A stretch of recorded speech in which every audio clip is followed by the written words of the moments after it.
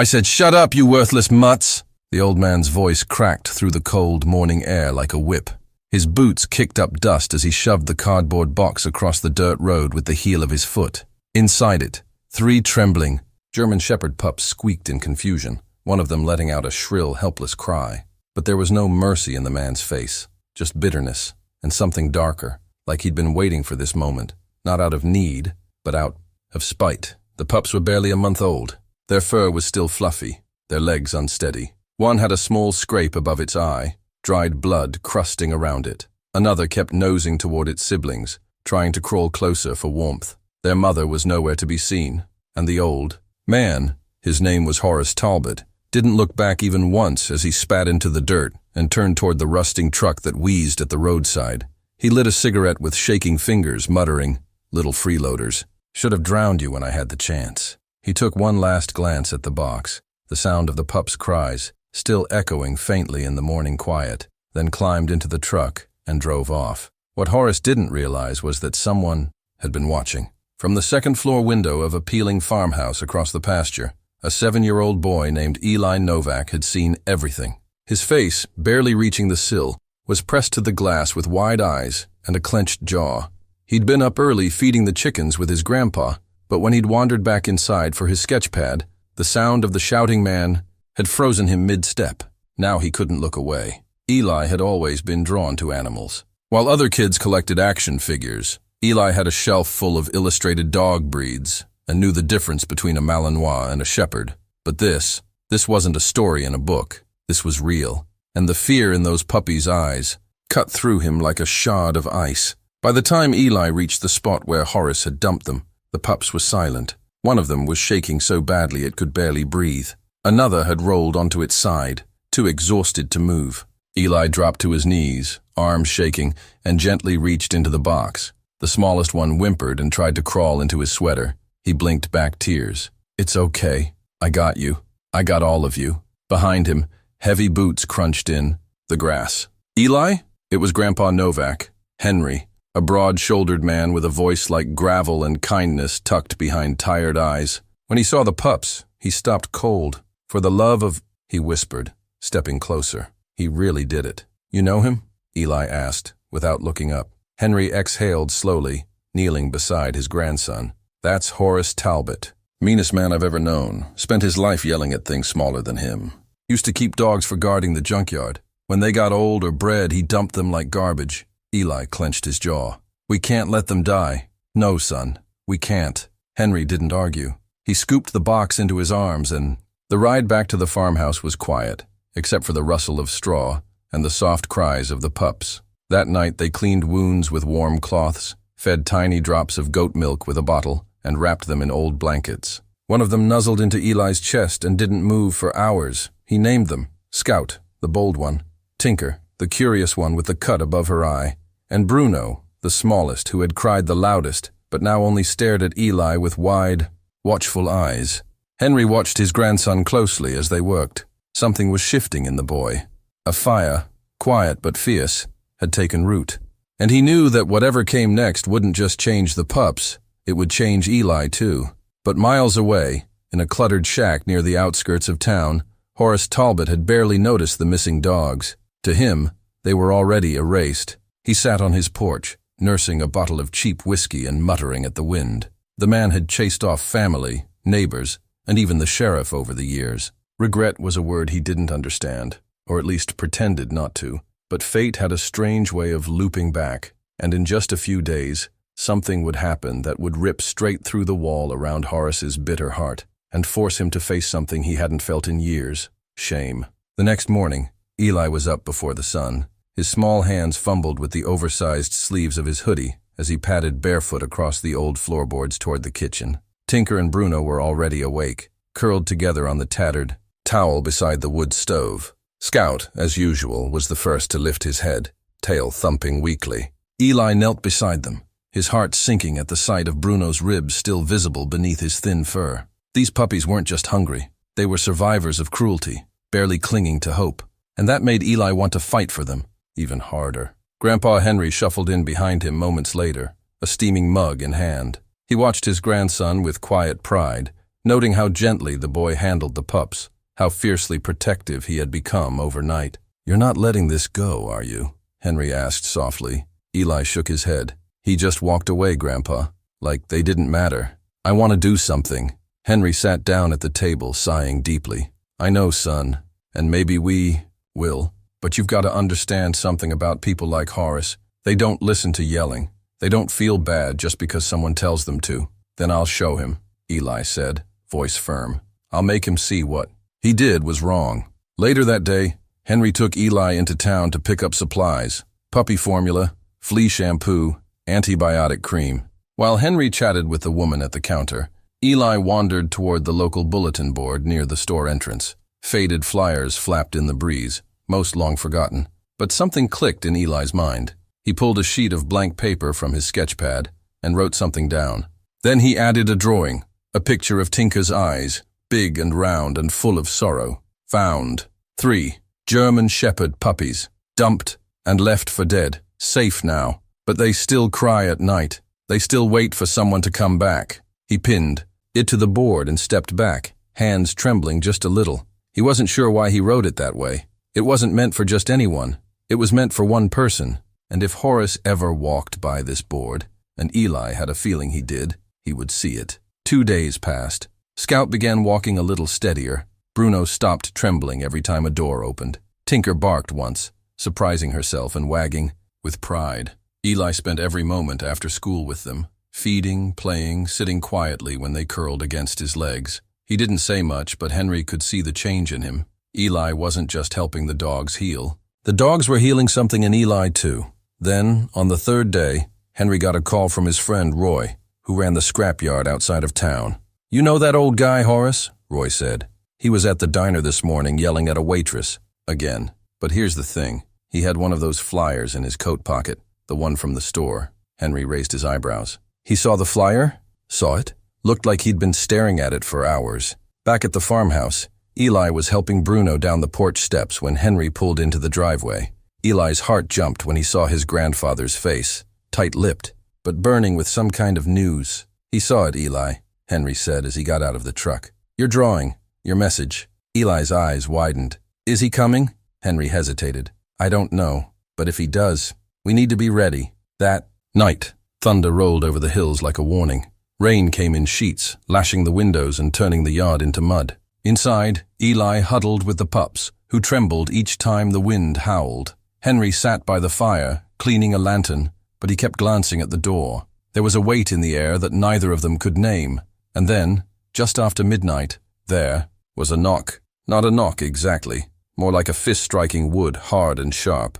Eli's breath caught. He stood slowly, Bruno tucked in his arms. Henry walked ahead of him, lantern raised. Outside, soaked from head to toe, stood Horace Talbot, his shoulders hunched, his coat hanging heavy with rain. But his eyes were locked on the bundle in Eli's arms. "I came for the dogs," he said gruffly. Henry stepped forward. "You came too late." Horace's lip curled, but his voice cracked with something Eli couldn't quite name. "I didn't know they'd survive." "They did," Henry said, "because a boy loved them enough to care." Horace's eyes dropped to the muddy porch floor. Then, slowly, they lifted again to Eli. "What's his name?" he asked. Eli held Bruno closer. "His name is Bruno, and he's not going anywhere with you." The silence that followed was long, heavy. It felt like time had stopped. Then Horace's shoulders sagged. His voice barely carried above the wind. "I didn't think anyone would care what I did, not after all these years." Henry stepped back, letting Eli speak. "I cared," Eli said softly. "They did too." Horace looked at the boy for a long moment. Then, without another word, he turned and walked back into the night. And Eli?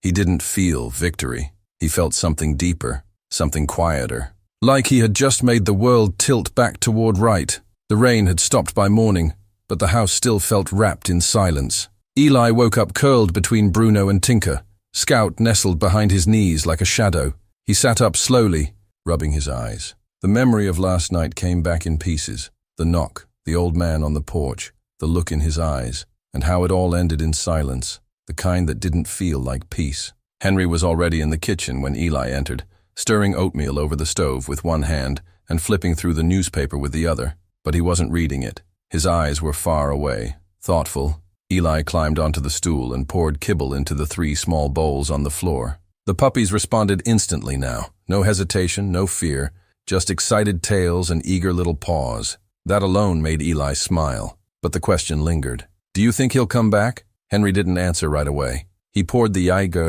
oatmeal into 2 chipped bowls and set one in front of Eli. Then he pulled out a folded napkin from his pocket and placed it gently on the table. It wasn't a napkin. It was the flyer, the one Eli had drawn. The edges were smudged, the paper creased as if someone had read it 100 times. He left this on the gate this morning, Henry said. Didn't say a word, just tied it there with a bit of string and walked off.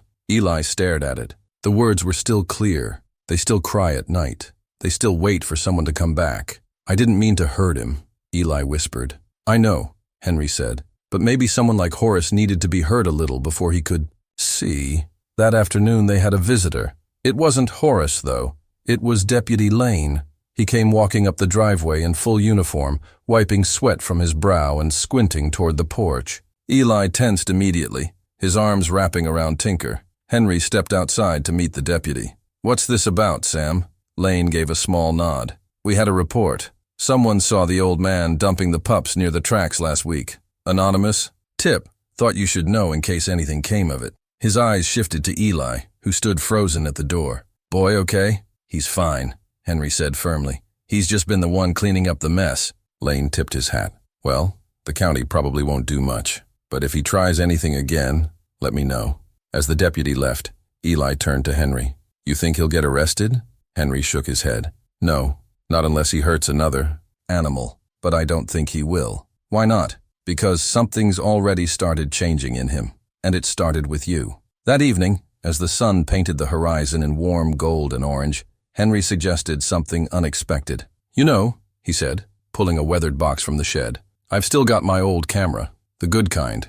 Want to take some pictures of the pups? Real portraits? Eli's face lit up. Like for adoption?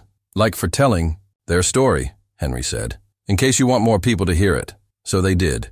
Eli bathed each pup again, brushed their coats with care, and posed them under the oak tree in the front yard, where the light was soft and forgiving. Bruno sat tall, his ears still floppy but proud. Tinker tilted her head with curiosity, and Scout laid flat in the grass, eyes wide and tongue out, looking like a king in exile. Henry snapped photo after photo, laughing between clicks. Eli sat behind the pups in one of them, arms around them all. And it was in that moment that Henry knew something more powerful than just a rescue had happened here. A bond had been forged, not just between boy and dogs, but between pain and purpose. The next day, something unbelievable happened. Henry and Eli had just finished hanging the prints on the shelter's community board when a sleek black car pulled into the gravel lot. The driver stepped out slowly. It was Horace. He was cleaner this time. His coat was buttoned, shoes polished, face freshly shaved, but his eyes were the same, heavy with something unsaid. He didn't approach the shelter entrance. Instead, he walked straight toward Eli and Henry, stopping just a few feet away. For a long moment, none of them spoke. Then he pulled something from his coat pocket, a collar, old, frayed and cracked at the edges. He held it out to Eli.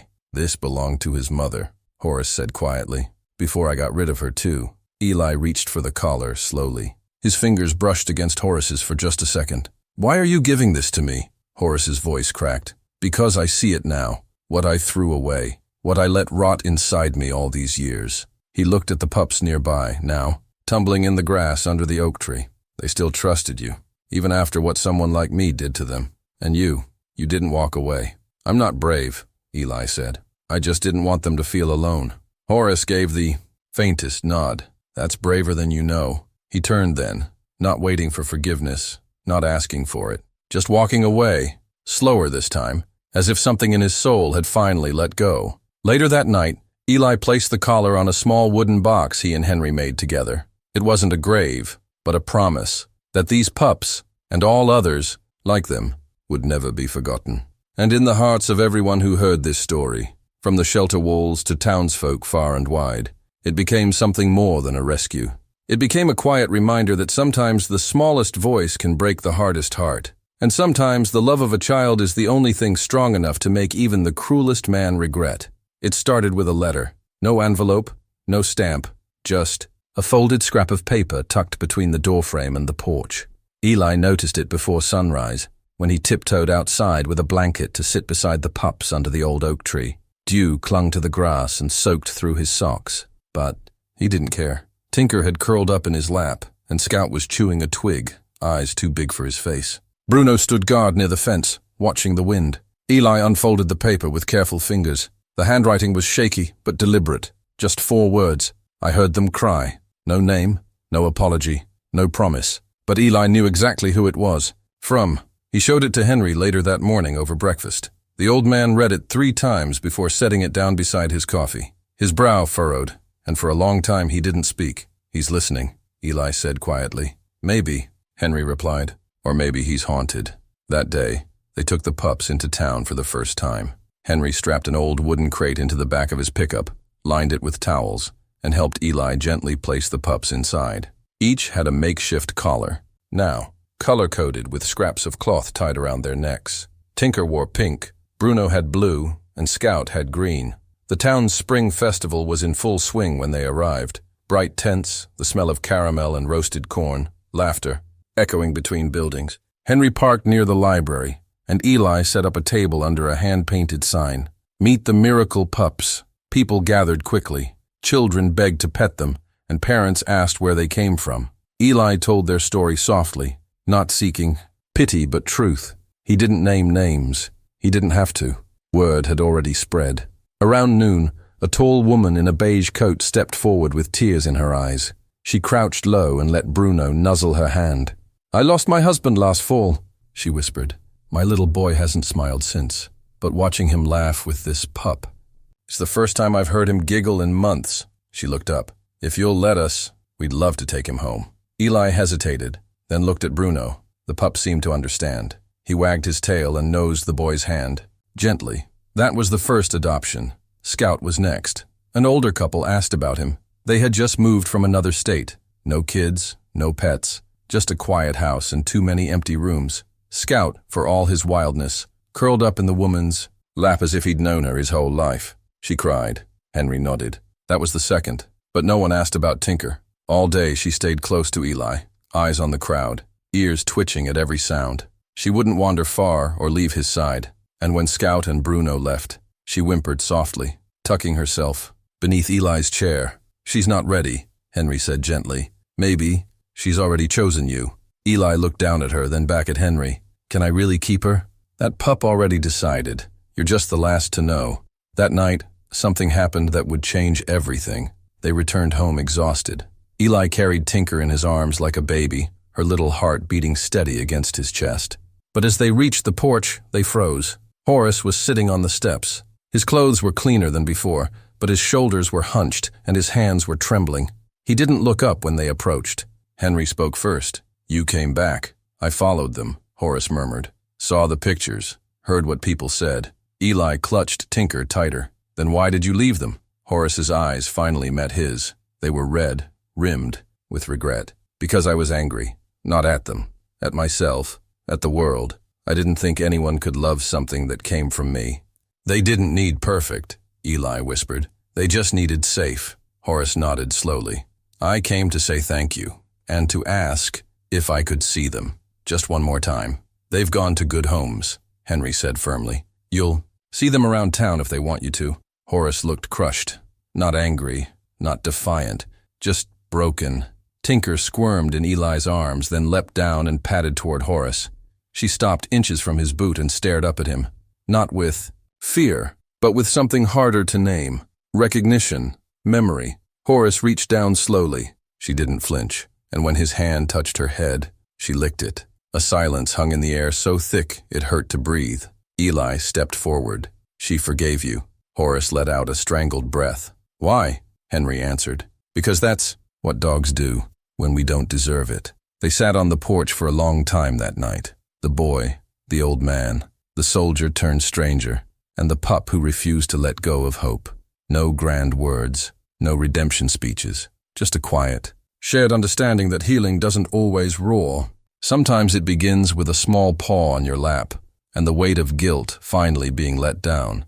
And though the past couldn't be erased, a new path had opened. one stitched together by forgiveness, by change, and by a little boy who refused to let cruelty be the final chapter. The following weeks passed like quiet ripples across still water. Spring settled gently over the small town, and word of the pups, of Eli's bravery, of Horace's shame, of the way the community had wrapped its arms around 3 wounded lives, spread far beyond what anyone expected. People who had never once cared about abandoned animals now carried food in their cars, just in case. Children left bowls of water at bus stops. Even the mayor dropped by Henry's porch one evening to deliver a plaque that simply read, "Because he listened when," they cried. Eli didn't care about plaques. What mattered to him was watching Tinker sleep with her belly exposed in the sunshine, no longer flinching at the sound of footsteps. She had gained weight, her fur had softened, and her eyes, those frightened eyes,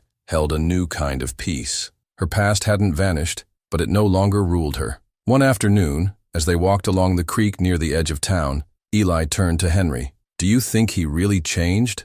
Henry didn't need to ask who. "Change doesn't come in speeches," he said. "It comes in silence, in doing the right thing when no one's clapping." Eli nodded slowly. He was beginning to understand that grown-ups weren't either good or bad. They were just people, carrying more hurt than they knew what to do with. Sometimes that hurt spilled onto others. Sometimes it got passed down like an old coat. But sometimes it stopped. Horace didn't vanish. He started showing up around town more often, never loudly, never with pride. He cleaned litter at the park, fixed a broken swing, returned library books that weren't his. He never tried to take credit. He just did what needed to be done. Then, one morning, he came to Henry's porch and stood silently at the bottom step. He held something small in his hands, a faded photograph of a young soldier, barely 20, with a German shepherd by his side. The pup's ears were too big for his head, and the grin on Horace's face was the kind a man wears when he believes nothing in the world can go wrong.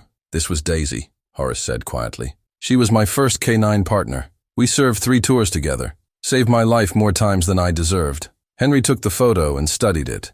Eli leaned in, fascinated. "She died in my arms," Horace continued, voice shaking. "After the war, I promised I'd never have another dog. Thought it would be easier. But when I saw those pups..." His words trailed off. "You didn't beat them because you hated them," Eli said softly. "You beat them because you hated yourself." Horace didn't deny it. He only nodded, tears welling in his eyes. "I see Daisy in that little one. Tinker. She's got the same look. Brave, even when she's trembling." Eli looked down at Tinker, who had wandered to the edge of the porch. She stared at Horace, ears forward. No growl, no retreat. "Come up," Eli said. Horace blinked. "What?" "Come up here. Sit." It wasn't a demand. It was an invitation. One Horace hadn't received in years. Slowly, awkwardly, the old man climbed the steps. He sat beside the boy, his hands clenched in his lap. "I want to do something," he said after a long pause. "For them, for others like them. I don't want to just be the man who left them crying." Henry raised a brow. "What did you have in mind?" "A shelter. Small. Just a start. I've got savings. I'll build it on my land. Eli can name it." Eli's eyes widened. "Me? You earned it," Horace replied. "You saw what the rest of us didn't. They called it the Quiet Rescue. It wasn't flashy, just a warm wooden building with open kennels, wide windows, and a soft wind. Chime that rang every time someone came through the front door. No cages, no barking behind bars. Just healing, slow and patient, the way only dogs and children understand." And Eli, at just 7 years old, became the youngest honorary rescuer the county had ever known. School kids brought old blankets. Bakers dropped off stale bread. Retired carpenters offered their time. And once a month, the town held a Tinker Day, where families could visit, play with animals, and hear the story of the boy who turned pain into purpose. Horace never asked for forgiveness again. He didn't need to.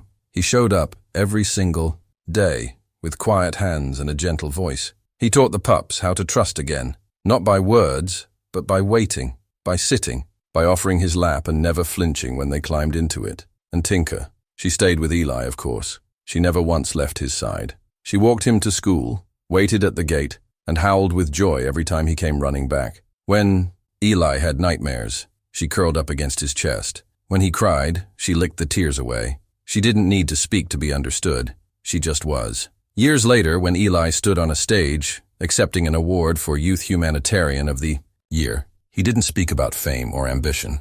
He didn't talk about sacrifice or courage. He just said one thing. They were crying, and someone had to listen.